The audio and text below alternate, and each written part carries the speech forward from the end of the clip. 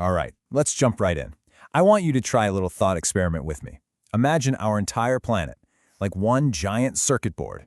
And on that board, every single human being, you, me, everyone, is a processor. This is the core metaphor we're going to unpack today. Humanity as this huge, powerful, interconnected computer network. And just think about the scale here. We're talking about 8 billion processors online right now. 8 billion. That's you, me, literally everyone. And each one of us is a kind of supercomputer, right? We're capable of incredible creativity, empathy, complex thought. I mean, the amount of raw compute power just sitting on this planet it's just staggering.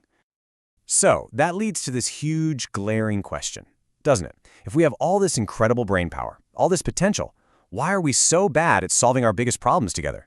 I mean, think about it. Climate change, global conflicts, just basic coordination. We seem to fail at the stuff that really matters. The hardware's there, so what's the bug in the system? Well, the idea we're exploring here is that it's not a problem with our intelligence. It's not that the processors are broken, it's a layout problem. It's all about how this planetary computer is wired up. The connections between us, between the processors, they're faulty, they're weak, and a lot of the time, it feels like we're all running on completely incompatible software. See, every single one of us, every processor, is trained on a totally unique, hyperlocal set of data. It's the language you speak, the history you were taught in school, the stories your family tells, your personal experiences of what feels safe and what feels threatening. All of this stuff shapes your personal model of the world. So, in effect, we're all running different operating systems, Each one perfectly tuned for our little corner of the globe, but not necessarily for communicating with everyone else. Okay, so that brings us to the software layer of this whole problem. Let's think about our identity for a second, whether that's national, cultural, political, whatever. Think of it like a configuration file for your brain. It sets your defaults. But the really crucial question is, when does that helpful configuration turn into a harmful firewall? At first, this configuration is actually super useful. It's basically a set of mental shortcuts.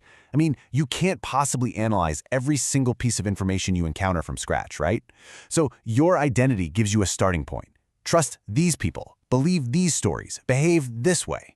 It's a tool that helps you navigate a ridiculously complex social world without getting overwhelmed. But here's the pivot. This is where the problem really kicks in. That helpful configuration can harden, and it becomes a firewall. It stops being a useful guide and starts acting like a gatekeeper. It actively blocks any data that seems to come from an outgroup. And suddenly, any disagreement, any challenge to your worldview feels like a direct personal attack. And this quote, man, it just nails what that firewall feels like in the real world. I'm sure you felt this. If you use those words, you are one of them, so I can ignore you.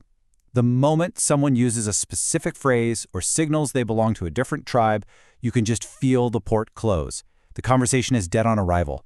The network connection is just gone. So if this is a software problem, is there a software solution? Can we install some kind of patch? And the answer this material suggests is yes, absolutely. We don't have to rewire the entire global grid all at once. We can start by installing a simple, personal software patch, a kind of handshake protocol for how we talk to each other. Now, before we even get to the practical steps, it all starts with an internal mindset shift. It's about moving from that defensive crouch of, if I'm wrong, I lose face, to something more open, like, hey, if we can refine our understanding, we both win. It's a huge switch, really. It's moving from protecting your ego to working together to build a better, more accurate map of the world. All right, so here's the patch itself, the actual code. It's 5 simple steps anyone can start using. And look, this isn't just about being polite for the sake of it. These are strategic communication moves. They're designed specifically to lower the other person's firewall by signaling that you're not a threat. Things like exposing your own context, asking curious questions instead of just attacking, critiquing the idea but not the person's dignity, and, crucially, framing the whole conversation as a joint mission to understand, not a battle to be won. So what happens when people actually start using this protocol? Well, the entire grid starts to behave differently. It's amazing. You don't need some central controller, some ministry of truth telling everyone what to think. Instead, intelligence starts to emerge organically from the bottom up. It grows out of these simple, respectful, one-on-one connections. And this gives us a picture of what a healthy, intelligent grid could actually look like. It has these 3 key layers. First, you've got your local clusters. Think families, close friends, tight-knit teams. That's where nuance and high trust live. Then you have these super important bridging agents, people who can translate between different worlds, different clusters. And finally, you have long-range connectors, maybe institutions or platforms, that can take a good idea and move it across the entire planet. See, a healthy system doesn't try to erase our differences. It finds ways to route them intelligently. And this is so important to get right. The goal here is not to create some global hive mind where we all think the same. It's not about forcing everyone to agree on everything.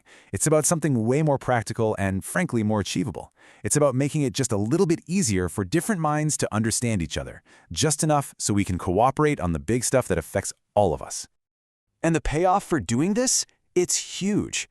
Just imagine what becomes possible when the grid is truly connected and online. We could make sense of complex global crises way faster. We could actually spot and correct our collective mistakes before they spiral out of control. We could build a society that's resilient because it doesn't depend on one single perfect leader. We could, maybe, finally start to build a new sense of shared purpose. But here's the thing. All of this grand planetary scale potential, it all comes back to something very small and very personal. This isn't about waiting around for some world leader or some tech billionaire to fix things for us. The upgrade, it starts with you. It starts with each of us deciding to consciously switch our own communication port on. Okay, so the obvious question is, how? How do we actually start? Like right now, today, in our own lives? The idea here is to start with a little personal diagnostic. It's like holding up a mirror to ourselves and asking some tough questions, like, which of my identities have become firewalls instead of just configurations? In which conversations am I just trying to win instead of trying to understand? And hey, who are the bridge builders in my own life that I could support more? The change really does start right there, with that personal commitment to having a different kind of conversation. Because that is the ultimate vision, right? Not a world where we all think alike, far from it, but a world where our radical diversity actually becomes our greatest strength. A world where 8 billion incredible human processors are no longer just shouting at each other across static, broken connections, but are finally plugged in, forming this decentralized, respectful web of minds that has at last learned how to think together.